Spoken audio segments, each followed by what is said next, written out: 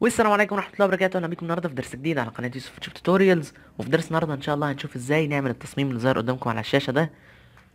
كل اللي عليك تعمله هو تابع معايا الدرس.